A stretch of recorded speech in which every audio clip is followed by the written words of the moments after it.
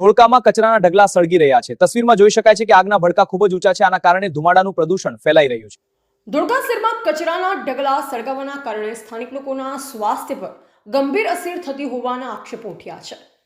ધોળકા નગરપાલિકા દ્વારા શંકરપુરા વિસ્તારમાં આવેલા ડમ્પિંગ સ્ટેશન પર શહેરનો કચરો ઠાલવવામાં આવે છે, પરંતુ આ ડમ્પિંગ સાઇટ પર અમુક લોકો દ્વારા વારંવાર કચરાને સળગાવવામાં આવે છે, જે કારણે આસપાસ રહેતા લોકો ઘણા વર્ષોથી ત્રાહિમામ પોકારી ઉઠ્યા છે। સ્થાનિકોનું કહેવું છે કે ખાસ કરીને રાત્રિ સમયે કચરાના ઢગલાને આગ ચાંપી દેવામાં આવે છે, જે કારણે આસપાસના વિસ્તારમાં ભારે ધુમાડા ફેલાય છે। પરિણામે લોકોને શ્વાસ લેવામાં તકલીફ સહિત સ્વાસ્થ્ય સંબંધિત અનેકો સમસ્યાઓનો ભય સતાવી રહ્યો છે।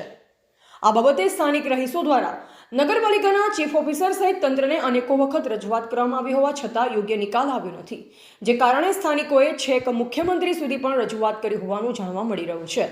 કચરાના ઢગલામાં આગ લાગતા સ્થાનિકોએ ફાયર વિભાગને જાણ કરી હતી। ત્યારબાદ ફાયર વિભાગ તાત્કાલિક સ્થળ પર પહોંચી આગ પર કાબૂ મેળવ્યો હતો। સ્થાનિકોનો આક્ષેપ છે કે આ ડમ્પિંગ સાઇટ પર મેડિકલ વેસ્ટ, ગંદો કચરો અને મરેલા ઢોર પણ નાખવામાં આવે છે, જે કારણે આજુબાજુની સોસાયટીઓમાં રહેતા લોકો ભારે પરેશાનીનો સામનો કરી રહ્યા છે। રિપોર્ટર જયપાલસિંહ મહેડા।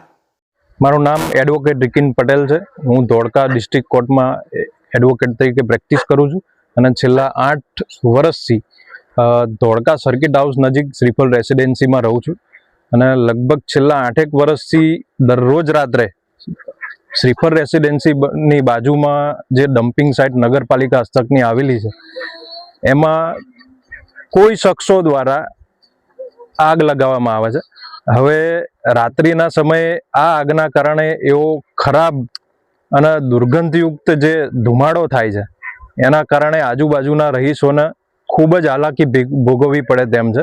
અત્યારે હાલ પણ આ આગ ચાલુ જ છે। આજે તારીખ થઈ 13/3/2026।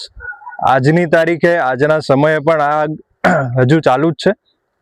બીજું કે આ વેસ્ટની અંદર જૈવિક વેસ્ટ એટલે કે મરેલા પશુઓ, મેડિકલ વેસ્ટ આ બધું ઠલવવામાં આવે છે અને આ આગનો ધુમાડો શ્વાસમાં જાય તો બાળકો, વૃદ્ધો અને સામાન્ય વ્યક્તિને પણ ખૂબ જ ખરાબ તકલીફ ભોગવવી પડે તેમ છે।